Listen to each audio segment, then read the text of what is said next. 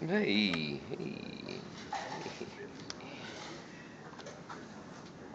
Yeah, no question. Um, in terms of our team, let's review a little bit, where we've been since we played Wisconsin. Had a chance to take a look at the film, and like I thought we did a lot of really good things. Defensively, we're making a ton of progress. Young guys are starting to understand what they're supposed to do better. You look at our defensive numbers. In 6 of the last 8 games, we've held teams under 46, which is good. It's certainly progress on that end of the floor. Our national defensive numbers have jumped. At one point we were whatever we were. Now we've jumped 50-some spots, which is good. I like what I'm seeing there. Individuals are continuing to get better.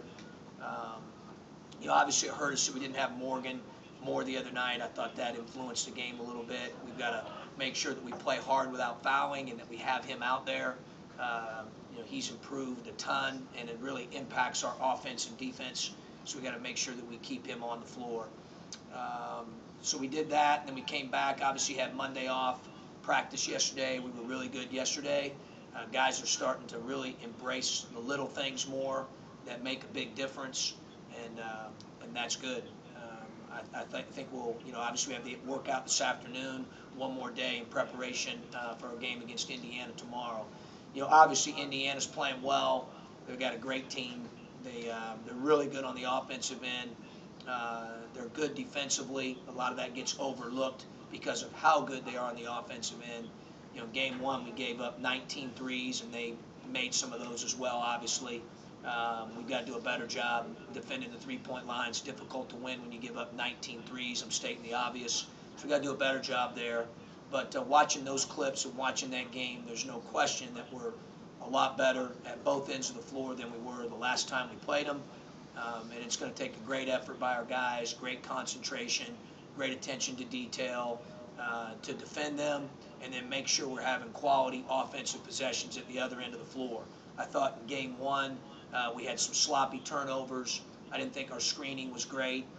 We've improved in some of those areas as well. So, I'm excited for us to go out tomorrow night, a lot like I was on Sunday, and see if what I'm seeing in practice starts to translate to games. It has the last 3 games, and we've got to try to do that again tomorrow night against a very, very good basketball team.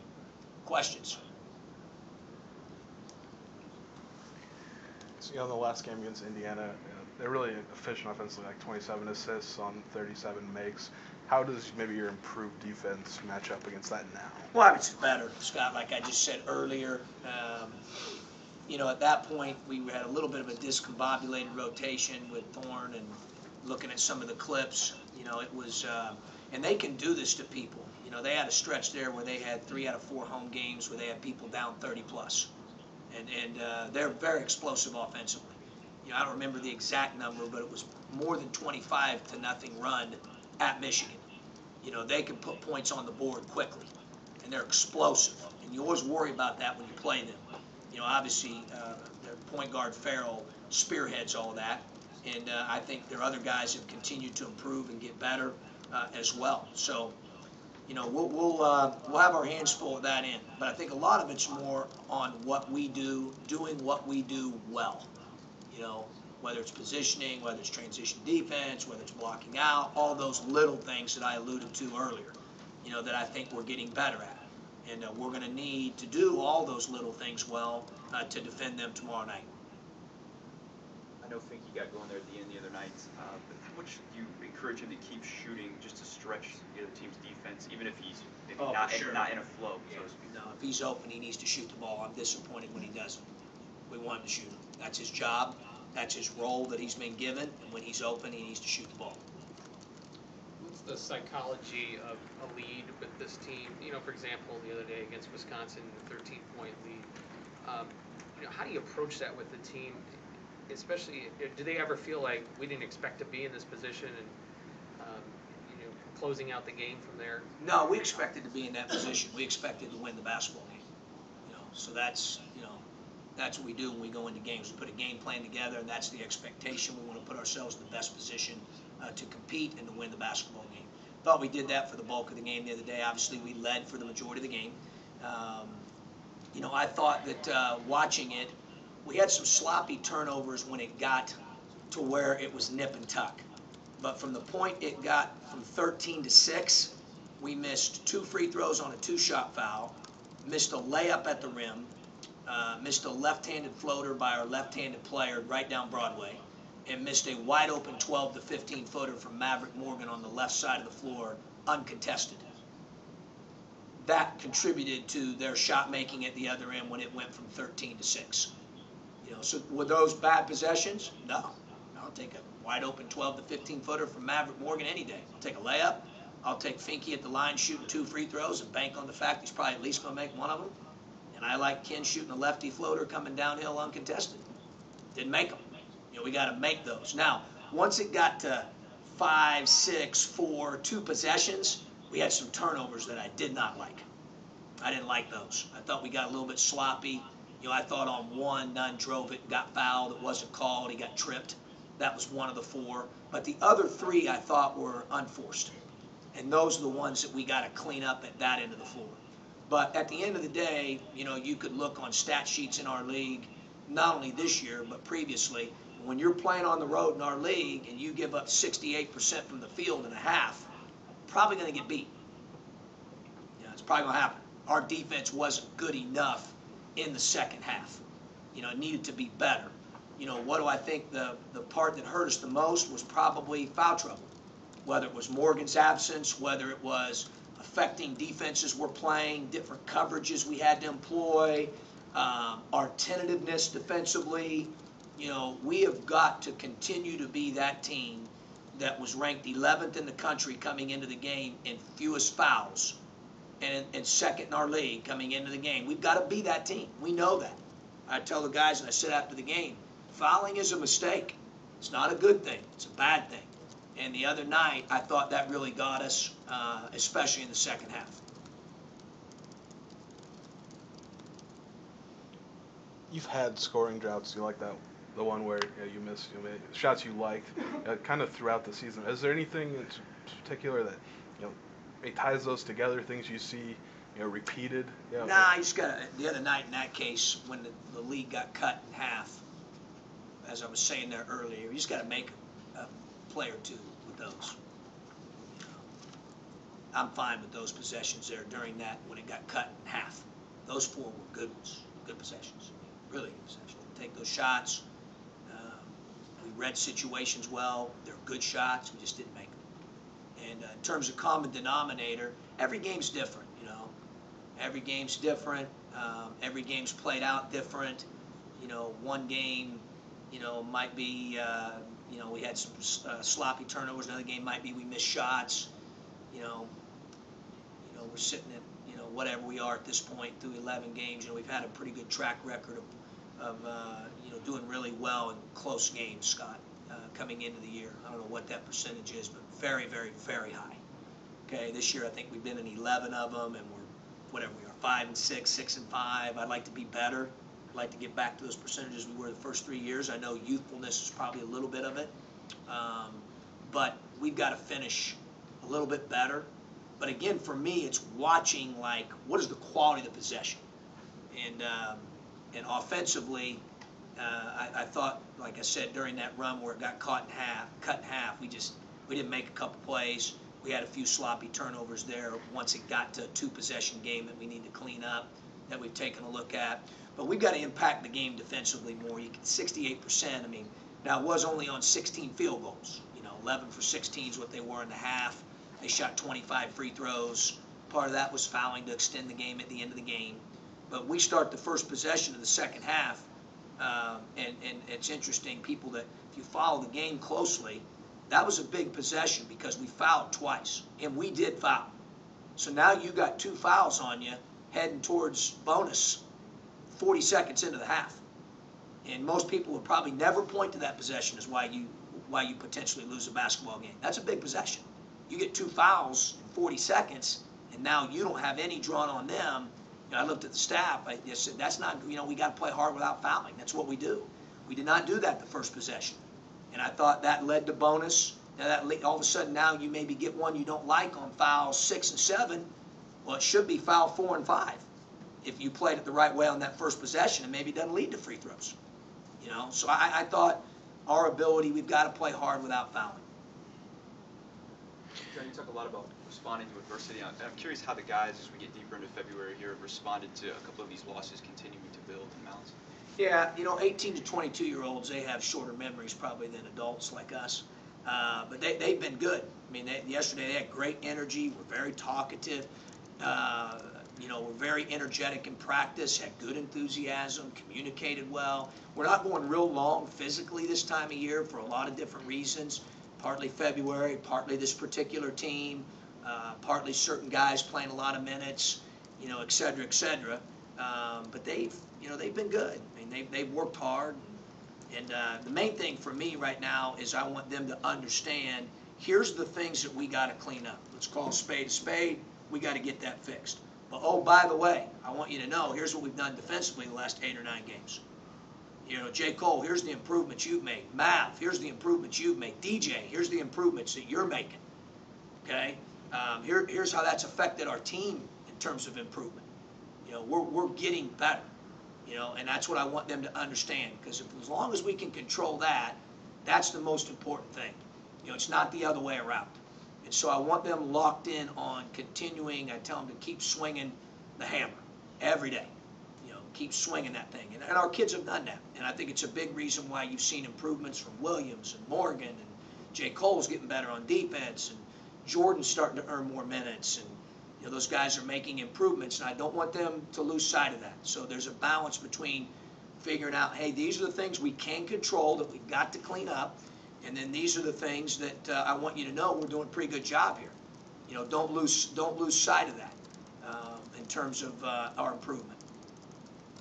As all those guys got more minutes, Jalen Tate has disappeared. You expect to see him? Yeah, I mean, he's got to be available and ready, obviously. We've played probably about as good with this rendition of our team here the last 3 games in terms of potential. Now, we still got some things to clean up that we could be a little bit better at here and there. But we've played pretty well in the last 3 games. And obviously a big part of that has been playing K. Lou and Malcolm at point. And, we're going to continue to, take a look at that. I think those guys have earned that right. But Jalen's got to be ready. And you never know, obviously. I mean, we've lived it this year. I mean, you never know. So everybody has to be ready. You talk about the individual improvements. How do you see those kind of meshing together on the team level? Well, I've kind of already addressed that defensively for sure. Our statistics defensively are better in league play than they were in non-conference. And we played a good non-conference schedule, best one we've played here since I've been the coach here over the 4 years. Having said that, I do think it's probably more difficult to affect defensive numbers over the breadth of a 14-game Big Ten schedule against that quality of those opponents. And we've done that. And I think a large part of that's because we, have come a long way defensively. I thought early we just, we weren't very good with little things and details. We had guys out there, quite honestly, that weren't accustomed habitually to playing our defense with our habits that we need to be successful, that have come a long way now. So those numbers indicate that. The defensive grade out indicates that. We had our highest grade out in league play on Sunday with our team. Guys saw that. They saw the clips. They know. I mean, that part's gotten better. I think our shot selection's gotten better. I think for the bulk of games, we're taking better care of the ball, but we're having, and that's what we got to control a little bit better. Like we had 11 turnovers the other day, and 3 or 4 of them were in the last 6 minutes. We've got to do a better job there. I thought we should have played with about 8 or 9. And obviously that's been an area we're second in the league where we take really good care of the ball, and we've always done that. That's been a real staple, and I think that's important. So I'm nitpicking there because some people say, well, 11's not a lot. Well, depends on when they happen and how they happen. If they're forced or they're aggressive ones. I understand I don't know how many games this year in college basketball have been played with 0 turnovers. Probably none would be my guess. But we're going to have some. But I thought in a game like the other day, I watched it, I thought we should have had about 8 or 9 instead of 11. And that makes a big difference in low possession games. So again, we're just, making sure that we're working hard to control what we can control. But from taking care of the ball to shot selection to, You know, the other day we were 9 for 16 in and around the rim. That was big improvement from when we played them in game one. So areas like that where I can talk to them about that, I can show them on film, they can see statistical evidence, all those things together, you know, are indicative of the fact that we've gotten better. During one of those scoring stretches late on Sunday, didn't have a post touch, and Matt was out with foul trouble. Yeah. How important is he to the He's offense? huge, you know, for us right now with where we're at. You know, and he's earned that right for me to say that. You know, he's come a long way. He's really improved. He's the guy we'd like to throw the ball to down there, obviously. You know, over a long stretch there, he was making almost 60% on 2-point field goals. I mean, that's outrageous. I mean, he's really done a good job of getting better and finishing down there. And you know, he's getting better at rebounding and understanding positioning and offensively and how to get position. And he's starting to experience some success, which is why he's playing with a lot of confidence down there right now. There's no question we, you know, would have liked to have had him down there more on Sunday. The last time he played Indiana, they hadn't lost it in like a month plus. Have you maybe looked and seen maybe what Wisconsin did, Penn State, Michigan State, just to kind of keep that explosive offense and check a little more? Yeah, obviously we've seen some things and we've got a game plan in place, but I'm not going to share that publicly. I'm not going to do that. But yeah, we watch all those. We watch games they win, games they get. We watch them all. You know, our scout coaches do a great job. Our assistant coaches are great in the preparation department. I sit down and we meet with them going into every game, and you know, we do that for every game and every opponent. We've certainly watched all that we can get our hands on, especially here in league play. So you know, we've taken a look at that. It is easier said than done against them. You know, you obviously you know how fast they are. They're great on the glass. And those things sound obvious, but a lot of that's their commitment in those two areas, their depth that they have, their speed. You know, sometimes you can identify something, Scott, that you want to try to take away, and that's, you know, part of the game plan, but then you got to go out and do it and execute it. And, you know, obviously offensively, you know, they have numerous areas statistically where they're among the best in the country. You know, and they're among the best in the country offensively for a reason at this point over the breadth of, you know, getting close to 30 games now. So it's you know, it'll be a great challenge for us. But I know our guys will be excited to play. You know, in large part, I think they feel like we're getting better, and our guys feel like they're a different team than when we played them the first time. But as I always tell them, well done is better than well said. You know, so we need to go out and play the right way tomorrow night. Does Momo have the responsibility of making sure all the guys get to practice today? Yeah, Coach Morris. So far, we've been good. We've had some stuff where guys came in today in between classes for some things, and everybody's made it so far. So, yeah, we're aware of the inclement weather and making sure that they have a chance to get there safely and have enough time to get where they need to get. Coach, this is a huge rivalry for the fan base. I know you've been involved in others in your career. Is it something that, in terms of this one, is it one the team feels, or just more of another Big Ten game? Well, we try the best we can, regardless of who we play, obviously, to approach every game the same, Derek, for obvious reasons. You know, you want to have humility for your opponent. You want to make sure that you've got great focus, you're playing with effort, you're playing with energy, you got great attitude. But our guys are aware of that, you know, the tradition of it over the years, and have great respect for it, and great respect for certainly this team, having played them the first time, how well they played. The biggest thing for us is we want to control what we can control, and we want to play better, you know, than we did in game one. We are better, but tomorrow night's a different game. That doesn't guarantee anything. You got to go out and do it. That's why I said earlier, well done's better than well said. You know, you got to go out and we got to play the right way at both ends. Any questions from the phone lines for Coach Groce? Tops, you got anything for us?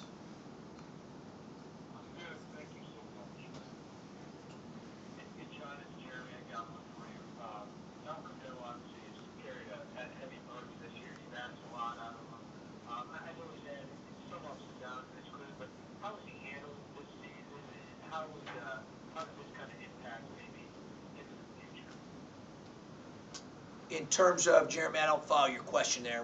What in referencing in terms of the future? Just how, you know, in the past, you wanted to give energy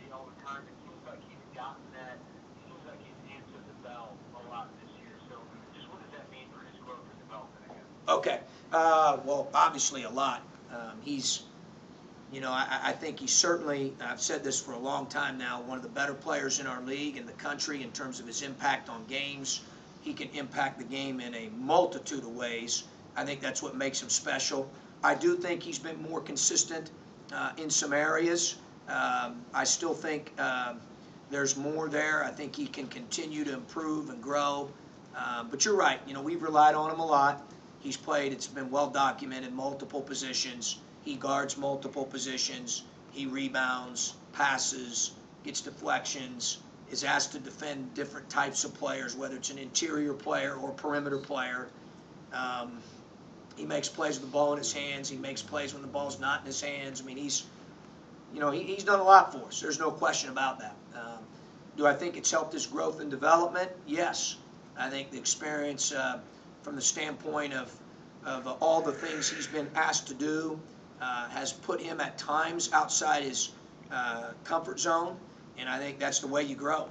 And I think he's responded to it for the most part well. He's done everything we've tried to ask him to do. We're going to continue to keep pushing him. Obviously he's very talented, but I think a lot of it for him and our team is just continuing to honor the process and understand that the little details matter. Little things matter. And, I do think he's embraced that more than he did when he was a freshman, but we're still working with him to take that to an even higher level. Sure. Anything else for Coach from the lines here in the room? Any extra looks at Max Bielfeld and prepping for the game, because he's last 4. Yeah, he's played well. Yeah, I guess so. Obviously played well in game 1 also, and he started some games here recently. You look at his production per minute played, his production is pretty impressive. Whether it's point per games, his field goal percentage, his efficiency, rebounding, he's been a big part of, what they do, and has really been a great, addition for them. In my mind, watching him on film, definitely has made several positive contributions. Anything else? Okay, thanks guys.